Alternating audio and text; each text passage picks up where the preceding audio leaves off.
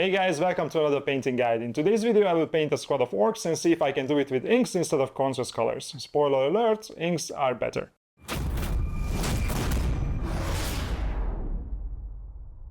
Now I know that this sounds like a pretty hot take, and there is a caveat. Inks are better if you want to highlight the models further. If you just want to slap on a single layer of paint to get some color on the whole mini and be done with it, then you are still better off with contrast paints. Whenever I speed paint something on the channel using contrast paints, I always face the issue of having to clean up the mess they leave behind when they dry. And usually, even after the highlighting phase, you can still see that it was painted with contrast.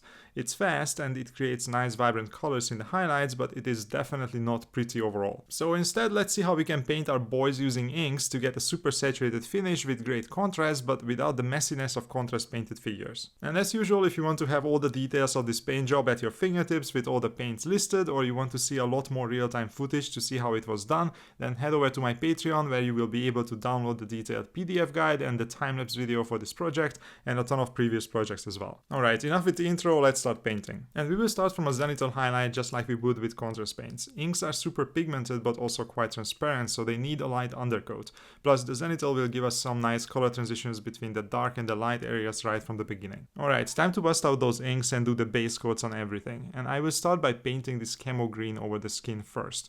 This is the most important feature of the boys. They are not called green skins for nothing, so I like to deal with it first. I use this camo green ink from AK Interactive specifically, but any other brand will work as well. But the trick to get a nice orky skin color is to use a green with a little yellow in it instead of a pure primary green. That's why I'm using this tone. If you ever tried using contrast paints, you will notice that the application is very similar. I'm painting it quite liberally over all the skin and letting some settle into the deepest parts. It's very pigmented, so a single layer is enough in most places, but I added 1-2 more where needed once the first one dried. It produces basically the same end result as a contrast paint would, but it doesn't pool on the larger surfaces, so it doesn't cause the signature blotchiness of contrast. Alright, with all the green covered, let's deal with the rest of the elements as well. For all the fur bits, I used brown-black ink. You can see that just like contrast, this flows into the deep parts of the surface, making them darker, so it's ideal for painting rough textured bits like these fur pelts. For all the leather things, I tried out a couple of different colors, but then settled on a simple sepia ink, and I painted it on all the straps, the holsters, wrist guards, and the parts of the boots not covered by metal plating. Speaking of metal, I used Wanta black ink on all the elements meant to be metals later on, and also the pants. You could cover these in simple black paint as well, but the ink goes on much faster and it produces a more interesting deeper black. This is also a good example of how the inks behave very similarly to contrast paints in so many ways. Since they are super thin and liquid, they go on super fast, but you have to be careful not to accidentally flood the surrounding things with them. And they have two big advantages compared to contrast. Since they don't have the special contrast medium, they don't try to flow into places so aggressively, so it's easier to control them. And they cover much more consistently without creating the blotches and uneven colors that contrast creates on smooth surfaces. On the boss, I used turquoise to cover the robe he's wearing, and on the other orcs I chose at least one thing on each boy, mostly the knee guards, to also have this color to tie them together as a unit, so this will be my main accent color. But one more thing to note about the differences between inks and contrast is that inks, while they have all these advantages, they won't create such a dramatic contrast between shadows and light areas as contrast paint would. But if you start from a Zenithal highlight instead of a simple white primer, this is not really an issue, because the Zenithal highlight forces a contrast on its own, so it's a nice crutch for inks. For all the shoulder pads and the armor plating on the guns, I used an intense sienna ink. This one produces a super intense orange tone, which will be another important color for us in the scheme.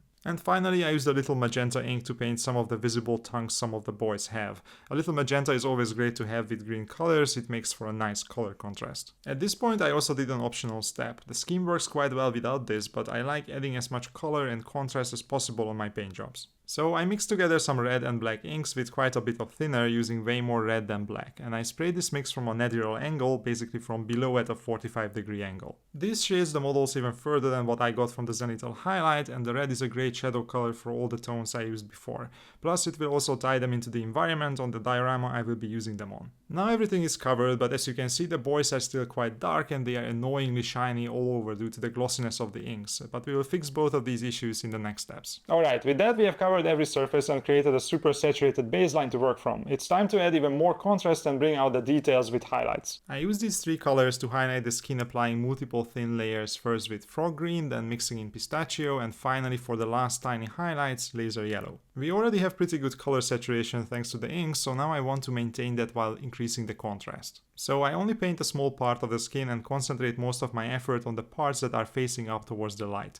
I only touch about 30-40% of the skin with the first highlights, leaving the rest in the dark green with the reddish shadow I had established earlier. And as I keep highlighting on a smaller and smaller surface, I add the yellowish colors to create even more color contrast between the green, red and yellow on the skin. The goal is to establish a relatively smooth transition from dark red shadows through camo green midtones all the way to almost yellow highlights, while also increasing the brightness along the way. And to do it, I use multiple layers of quite diluted paint so I don't create strong separation lines between the layers. When I felt that I went a bit too far with the highlights, I simply glazed it down with a little of the original camo green ink or the reddish mix I used for the shadows. And this is how they look after the highlighting stage. The skin has a lot more details and contrast, but we didn't lose the saturation because we used yellowish highlights. Now most of the models have some wounds or piercings where the skin would be irritated, so I used this opportunity to add even more color contrast with magenta. I simply washed a little diluted magenta ink around these areas to make it look like the skin is irritated there, and with that the skin was finished. Now let's move on to the orange armor pieces. I highlighted everything with two colors, light rust and volcanic yellow. First I applied thicker edge highlights on every single edge with the orange and made lots of thicker scratches on the surfaces catching the light the most. Then I did the same with the yellow, but now thinner and concentrating only on the edges facing up. In general I concentrated my efforts with this into the light areas, so mostly the top of the elements, but I tended to go a little too far with it, so in those spots I used a bit of the original sienna ink as a glaze to tone it down. I wanted the orange to be on the darker side. I want the boys to be colorful but not garish. Here is a comparison between a highlighted model on the left and an only base coated one on the right. And here you can see the boys with the fully highlighted dark orange armor plates. So now we have both the primary green and the secondary orange on the boys, so let's do the third color in the scheme, the turquoise accents. I used Sota green to paint all the edges of the turquoise elements. On the bigger parts, like the robe of the leader and the lizard skin, I also painted larger volumetric highlights covering the raised elements like the top of the folds. And I followed that up with Temple Guard blue, a lighter version of the same tone. This time I painted thinner edge highlights only on the edges of the light areas, and making mostly just little scratches and marks where there was space for them on the larger surfaces. It is important to maintain the contrast not just on the individual elements but also on the model overall. This means that on the bottom half of the body, like on the knee guards, I only painted a small area of the elements, mostly just the top edges and around them. But further up, for example on the shoulders, I painted much larger highlights, creating more light. This creates a contrast between the darker bottom and the lighter top side of the model, which contributes more than you would think to make these guys look good in the end. With that done, let's do some of the bits that are generic to all orcs and not unique to our paint scheme. I used reddish grey as my first highlight color for the furs. I simply ran the side of the brush over the texture of the fur, picking out the sculpted hairs in the middle of the highlight, so for example on the very top of the shoulders I covered not only the individual tufts but also the space in between them. Then in the middle of the shoulders I used warm grey, a lighter grey color, to edge highlight the individual tufts only, but I left the space between them alone. Finally, I used the original ink base coat slightly diluted as a wash to bring back the color I lost with the grey highlights. For the leather bits, I used saddle brown and light brown for the highlights. I used the dark flesh color to paint every single edge relatively thickly and to paint a lot of scratches on all the surfaces that had space for them, mostly coming in from the edges. On the larger surfaces, like for example the boots, I painted bigger fully opaque highlights, only doing scratches around them inside the darker area. Then I did the same with the lighter orangish color, but now thinner and only in the light areas. Switching to a smaller brush can help in making your highlights and scratches thinner, or you can do as I did and simply apply less pressure with the tip of the brush while using the same larger brush. You have to be more careful, but things will go faster this way. And as usual, if I went too far with the highlights, I used the original base color sepia ink and glazed it over the surface, dragging it towards the shadows. Okay, let's do the pants next. Here I used some burnt umber and British khaki for the highlights. First, I covered around 80% of the surface with the burnt umber, where I thought the light would hit the pants the most, and all around that highlight I did some scratches. Then I did the same with the lighter khaki color, but now only inside the burnt umber highlights, covering around 60% of them and making sure to leave the rest untouched. Finally, I used the transparent raw sienna ink to wash over the whole thing, dragging the ink to the shadows and finishing my brush strokes there.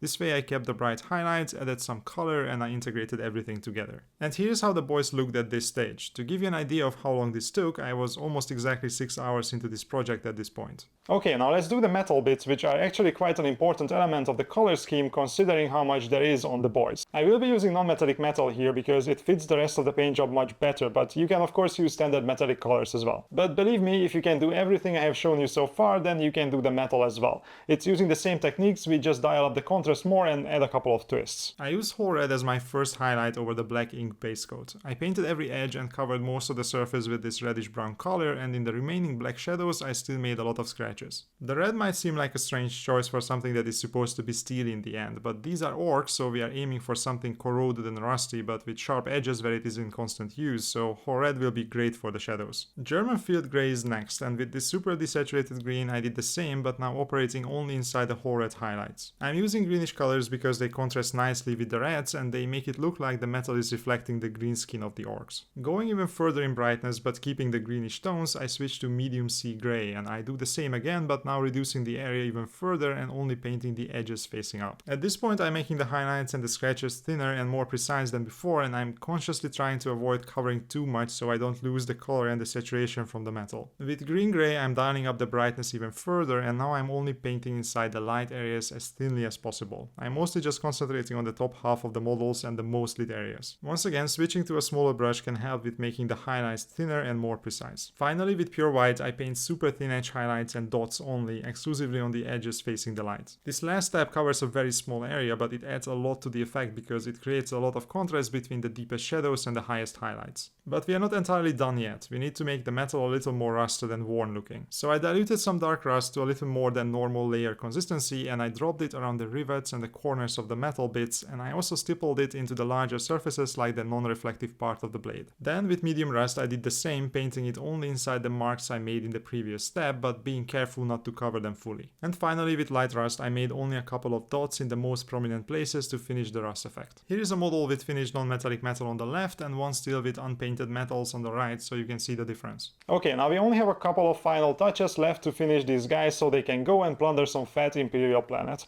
Let's do the teeth, the eyes, and some transfers. For the teeth I used burnt umber and British khaki, the same colors I also used for the pants. I covered everything with the darker color, then less and less with the lighter one, finally mixing in some white to get the fangs a bit too bright so I can shade over them. Then I painted some skeleton horde contrast over everything to give them some proper orcish yellow color.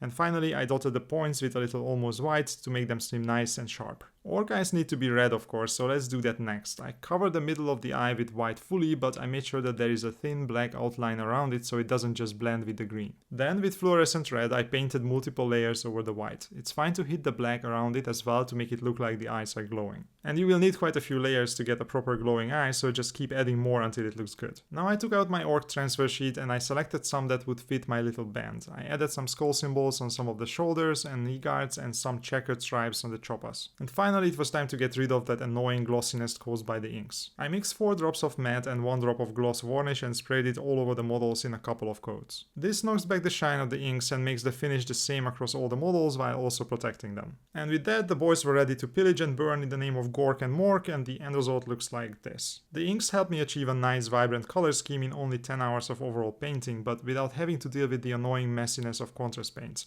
So I think I will be using a lot more inks this way in the future. But what do you guys think? Do you use any inks, and if not, why not? If yes, do you have any cool tricks that you can share? Let me know in the comments. And if you have made it this far, thanks a lot for watching. I hope you enjoyed this one. If you did, don't forget to give the video a like and maybe drop a comment under it as well. It really helps the channel out. And as usual, before I sign off, I wanted to thank my Patreon members for their continued support.